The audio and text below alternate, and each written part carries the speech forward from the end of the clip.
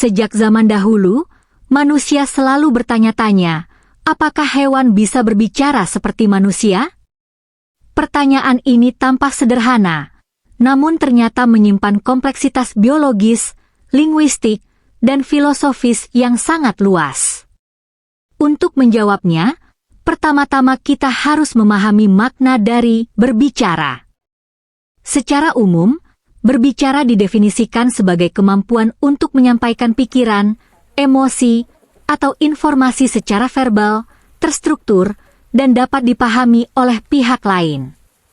Dalam konteks manusia, berbicara melibatkan sistem bahasa yang kompleks, mencakup struktur sintaksis, semantik, dan gramatika yang memungkinkan penyampaian ide secara abstrak dan tidak langsung. Artikulasi bunyi oleh pita suara, pengaturan nada, serta ekspresi wajah dan gestur memperkaya komunikasi ini.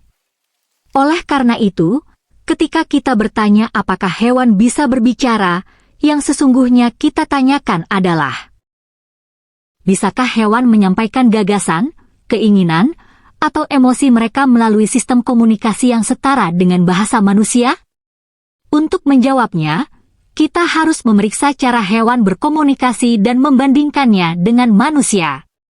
Banyak spesies hewan memang memiliki sistem komunikasi yang luar biasa kompleks.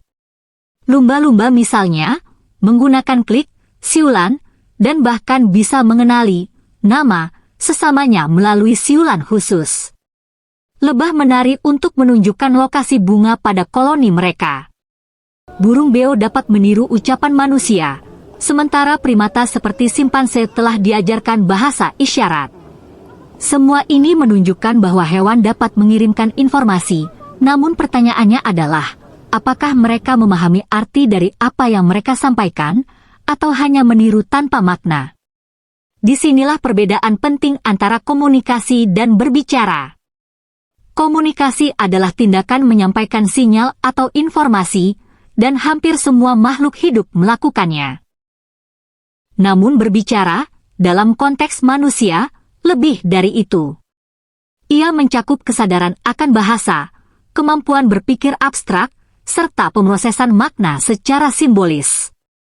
Misalnya, seorang manusia bisa berkata, besok aku akan pergi ke pasar karena hari ini tidak sempat, dan ini mengandung makna waktu, sebab akibat, serta intensi pribadi. Apakah hewan dapat melakukan hal semacam ini?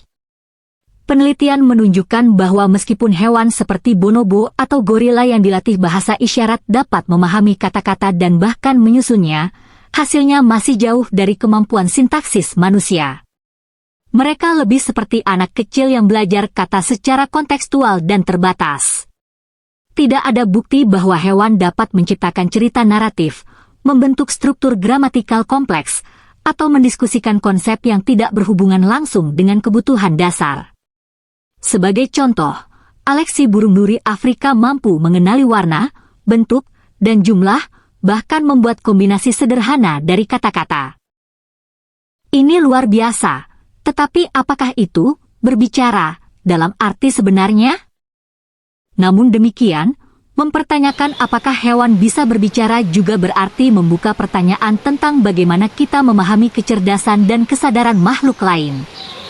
Ketika kita menganggap bahasa sebagai satu-satunya tolok ukur kecerdasan, kita cenderung mengabaikan bentuk komunikasi dan pemahaman yang berbeda namun sahih. Gajah berduka atas kematian sesamanya, paus bernyanyi dalam pola tertentu yang dipelajari dari lingkungan sosial, dan anjing dapat membaca ekspresi wajah serta merespons nada suara manusia. Bahkan tikus menunjukkan empati terhadap tikus lain yang kesakitan. Apakah semua ini tidak mengandung makna emosional dan sosial? Banyak ilmuwan kini berpendapat bahwa berbicara tidak harus dibatasi pada kemampuan berbicara dengan suara dan sintaks, tetapi bisa mencakup bentuk komunikasi bermakna lainnya. Dalam dunia ilmiah, telah muncul konsep bahwa hewan tidak memiliki bahasa seperti manusia, tetapi mereka memiliki protobahasa, yaitu sistem simbolik atau gestural yang digunakan untuk mengatur perilaku dan interaksi. Kita juga harus mempertimbangkan keterbatasan anatomi hewan. Tidak semua spesies memiliki pita suara, rongga resonansi, atau otak bagian Broca dan Wernicke yang sama dengan manusia. Bahkan jika seekor kucing ingin mengucapkan "aku lapar", secara fisiologis ia tidak bisa. Namun, ia bisa mengeong dengan nada dan intonasi tertentu yang dimengerti oleh pemiliknya. Jadi, sebetulnya, pertanyaannya bukan lagi apakah hewan bisa berbicara seperti manusia, tetapi apakah kita cukup cerdas untuk memahami cara hewan berbicara dalam bahasa mereka sendiri. Kemampuan berbicara tidak mutlak hanya milik manusia, melainkan merupakan salah satu dari banyak cara berkomunikasi. Mungkin, alih-alih menunggu hewan mempelajari bahasa kita, sudah saatnya kita belajar mendengar bahasa mereka. Dunia bukan hanya tentang kata-kata yang diucapkan, tapi tentang makna yang dipahami. Jika berbicara berarti menyampaikan niat, emosi, atau informasi melalui sistem tertentu yang dapat dimengerti oleh penerima, maka ya, hewan memang bisa berbicara, meski tidak seperti kita. Mereka berbicara dengan tubuh mereka, suara mereka, feromon mereka, dan bahasa naluri yang telah terasah oleh jutaan tahun evolusi. Maka, dalam keheningan hutan, nyanyian paus di kedalaman laut, atau dengkuran lembut kucing di pangkuanmu, terdapat percakapan yang hanya bisa didengar oleh hati yang bersedia mendengarkan.